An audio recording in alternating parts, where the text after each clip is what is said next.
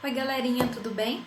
Nós voltamos para fazer a correção do PET 3, semana 3, que vai falar um pouquinho sobre os povos que habitavam a América antes da chegada dos europeus.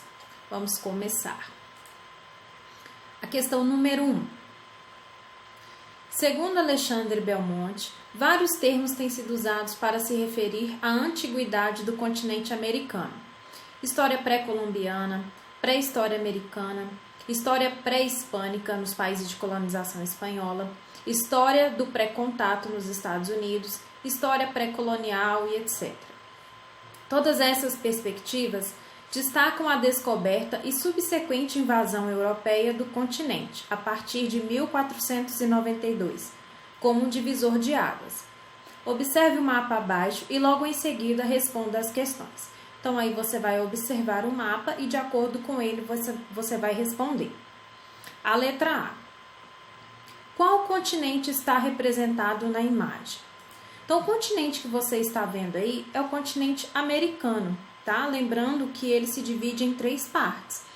Nós temos aí a América do Norte, a América Central e a América do Sul, mas todos eles formam um só continente, que é o continente americano. Letra B. O que as regiões em destaque representam? Elas representam a localização dos povos que já habitavam a América antes da chegada dos europeus. Letra C. Segundo o mapa, quais povos ocuparam a América na antiguidade? Então, eu fui de acordo com a legenda, tá? E coloquei aí os primeiros que foram citados, que são Incas, Aztecas, Maias, Tupis, Aruaques, Gês e coloquei etc. porque você pode ir identificando outros no mapa e acrescentando. Letra D. Dos povos listados no mapa, quais deles você já ouviu falar ou já estudou? Então, essa resposta aí é pessoal, tá? Você vai colocar de acordo com o seu conhecimento pessoal. A próxima, letra E.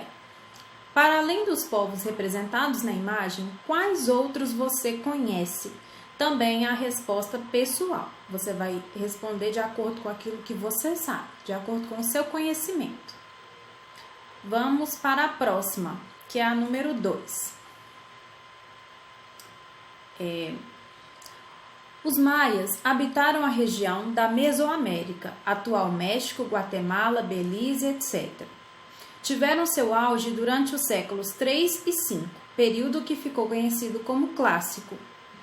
Os maias são conhecidos por terem tido uma das mais sofisticadas civilizações pré-colombianas, quer dizer, antes da chegada de Cristóvão Colombo. Eles desenvolveram importantes cidades e tiveram conhecimentos avançados em áreas como a matemática. Segundo especialistas, entre todos os sistemas de escrita existentes na Mesoamérica, a escrita maia é considerada uma das mais desenvolvidas.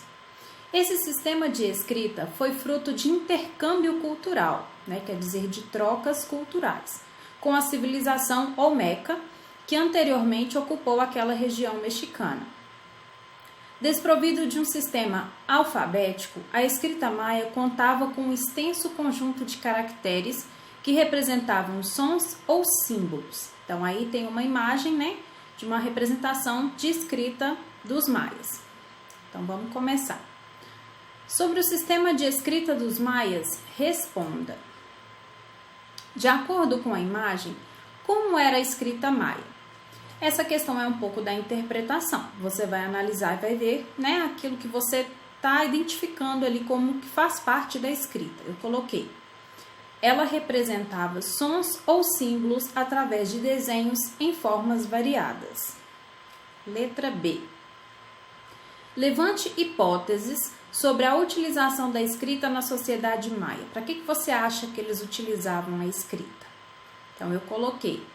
A escrita maia pode ser utilizada para registrar as colheitas, para as transações comerciais, fazer cálculos, etc. E aí você pode acrescentar se você tem mais alguma ideia de utilidade que eles possam ter tido dessa escrita. Letra C. Pesquise no livro didático ou na internet mais informações e curiosidades sobre a escrita maia. Então, eu coloquei aqui uma curiosidade que eu identifiquei, você vai pesquisar outras se for do seu gosto, tá bom?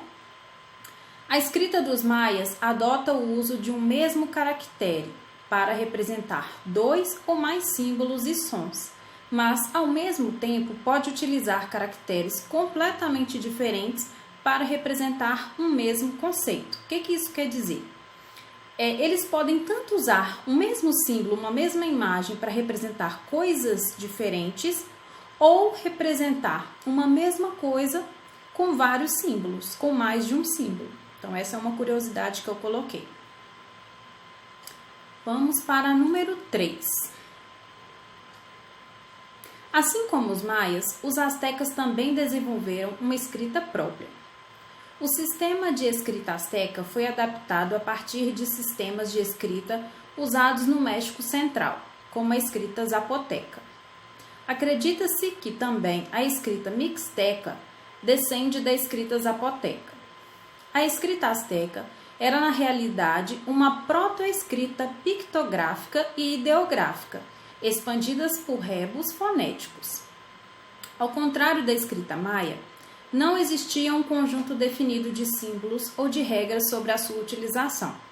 Em vez disso, os escribas astecas criavam composições individuais, cada um deles decidindo como representar as ideias que pretendia transmitir. Observe a imagem e responda as questões abaixo. Então, dá uma olhadinha aí na imagem, né, para você responder sobre a escrita asteca. Vamos lá na letra A. O que você consegue observar na imagem? Você pode colocar com suas palavras, mas eu coloquei. A imagem possui muitas figuras humanas e de animais. Letra B. Segundo o texto e a imagem, como era a escrita asteca? Então, vamos lá, tá? De acordo com o texto, de acordo com a imagem. A escrita asteca era uma protoescrita pictográfica e ideográfica expandida por rebos fonéticos. O que seria isso? Era como se fosse o princípio, né, de uma escrita que utilizava muitas imagens e símbolos representando, né, essas ideias, e esses rebus fonéticos eram como se eu pudesse unir 2 símbolos para formar uma só palavra. Não possuía um conjunto definido de símbolos ou de regras sobre a sua utilização. Eram os escribas que decidiam como representar as imagens de acordo com suas ideias.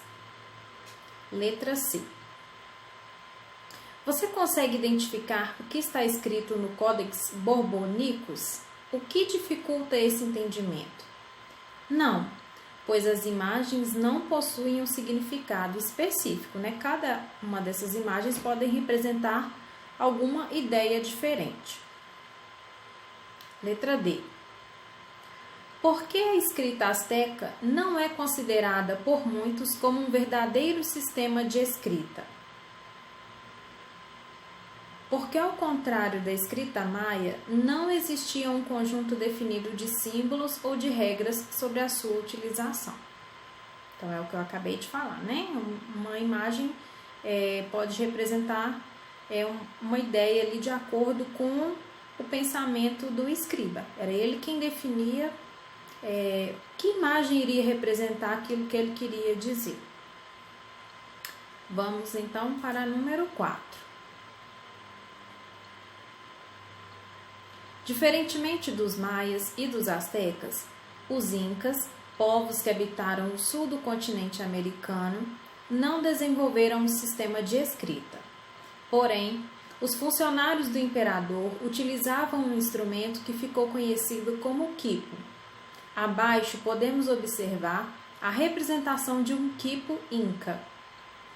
Faça uma pesquisa no seu livro didático ou na internet e, em seguida, responda as questões abaixo. Então, aí tem a imagem, né, do que seria um quipu. E aí a gente vai identificar o que ele é. Letra A. O que era um quipu? O quipu era um instrumento utilizado para comunicação, como registro contábil e como registros memotécnicos entre os incas. Quer dizer, de técnicas de memória, de memorização. Letra B. Como era feito um quipo? Eles eram feitos da união de cordões, que podiam ser coloridos ou não, e ter enfeites, como por exemplo, ossos e penas, onde cada nó que se dava em cada cordão significava uma mensagem distinta. Então, eles avaliavam ali o que a pessoa estava querendo dizer de acordo com os nós nos cordões. C. Qual era a função do quipo dentro da sociedade inca? Então, além das utilidades que eu citei na questão anterior, você pode colocar aí que eles eram utilizados como forma de comunicação e informação dos funcionários ao imperador. Então, era uma maneira deles comunicarem, passarem as informações para o imperador Inca. Então, foi isso, pessoal. Essa semana, então, foi feita a correção, tá? Próxima semana, então, a gente vai falar do PET 3, semana 4, tá?